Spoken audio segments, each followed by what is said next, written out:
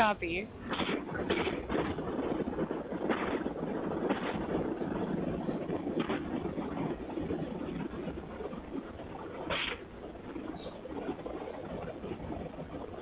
Thank you again, everybody, for joining us live for our first human flight on New Shepard. So far, a nominal flight. Our booster is about to return to its landing pad.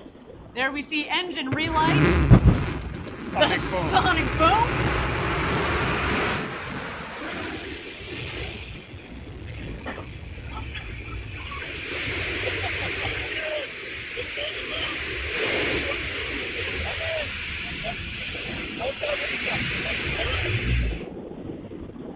And booster touchdown. Welcome back, New Shepard.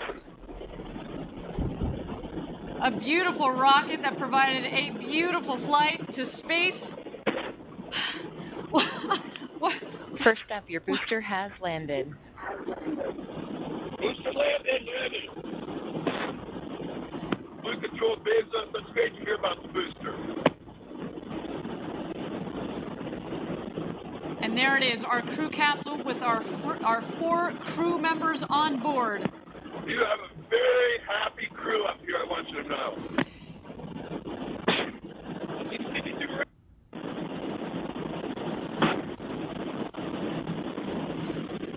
Oh yeah, I see blue. I see the big barn. Stand by drogues. Stand by drogues.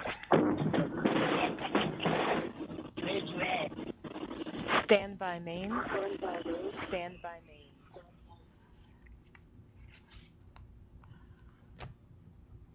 Oh, so far, a nominal flight. Here comes the crew capsule back from space. The drogues deployed. Here are the mains out, reefing and coming to full inflation. Our rocket went over Mach 3, and now they're coming floating back down at just about 15 or 16 miles an hour, about to join us home. Back here in West Texas, after having gone over the Kármán line, the internationally recognized line of space, the world's newest astronauts. Gary, how you holding up, friend? I am speechless. Wow. And those big, beautiful windows. I've just got about a minute and a half of floating before the activation of the skirt jet for a soft touchdown. At this point, there are sensors on board that are detecting how high they are above the ground, multiple sensors. And just 6 feet above the ground, that cushion of air will puff, and they will have a soft touchdown, almost like just sitting in a chair. But I'm sure their adrenaline is pumping now.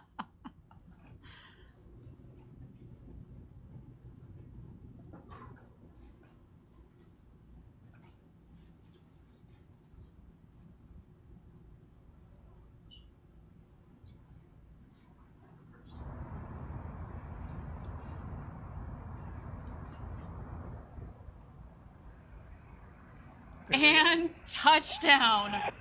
Welcome back, New Shepard's first human crew.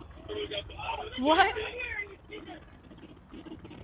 a flight. Welcome back to Earth, First Step. Congratulations to all of you.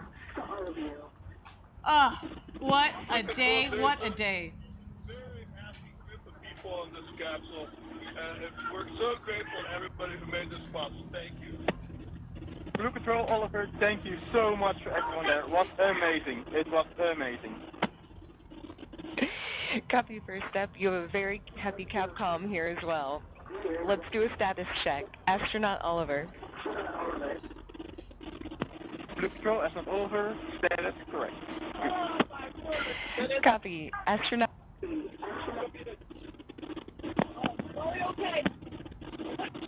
Copy. Astronaut Demo. Astronaut Demo, I am unbelievably good. Copy.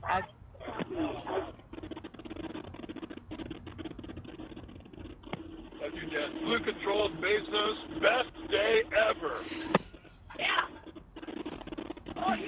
Copy, everyone. Go ahead and remain in your seats. Crew member 7 is on their way. Shortly, you will hear the capsule off-gassing. Up to space over the Kármán line and back home down here to West Texas. Absolutely. So T-minus 0 is the time that we... Actually, Gary, if you don't mind standing by, I understand that we are ready for our go, no-go poll. This is the flight director. New Shepard is go for launch. Booster, commence similar count. Wilco flight. Controllers, drop UHF voice.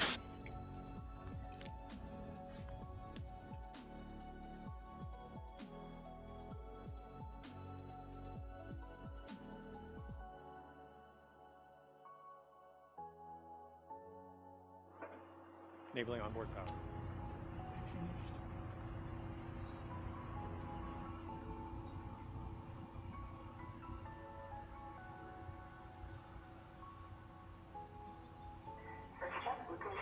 All right, thank you everybody for joining us again.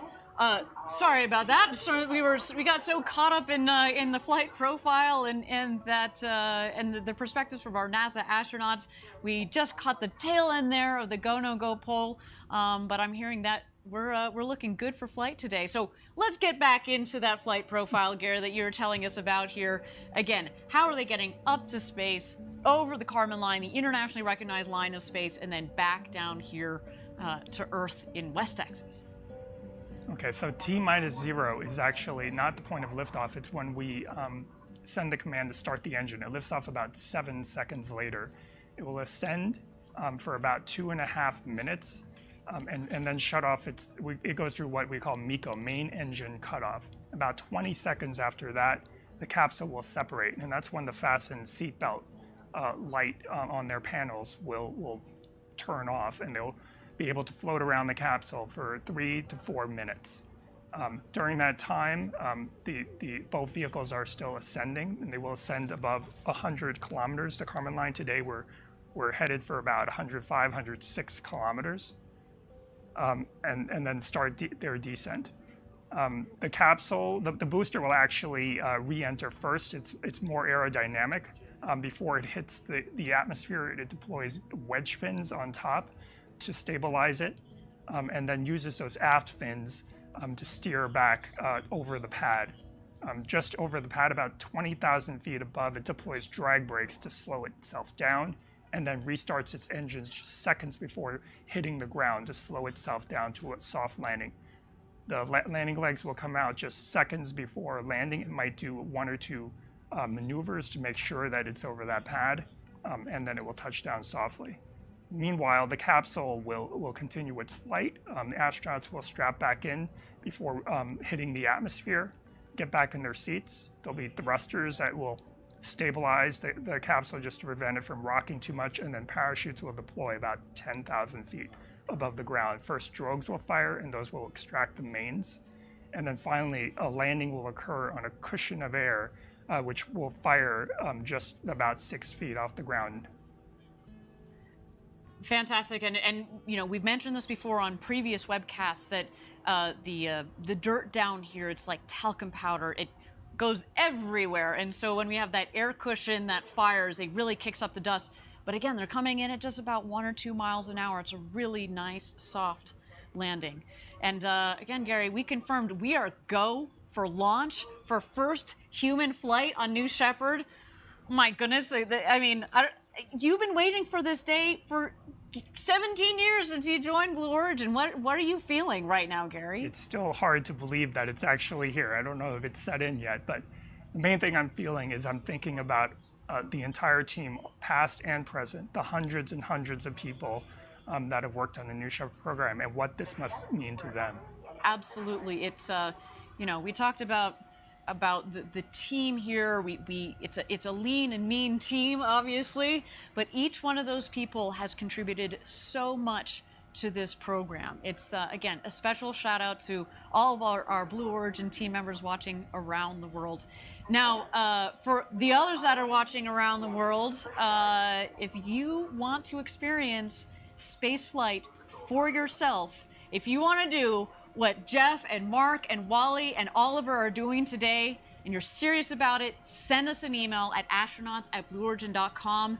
We're open for ticket sales to send you all to space. What just an incredible, incredible day. And,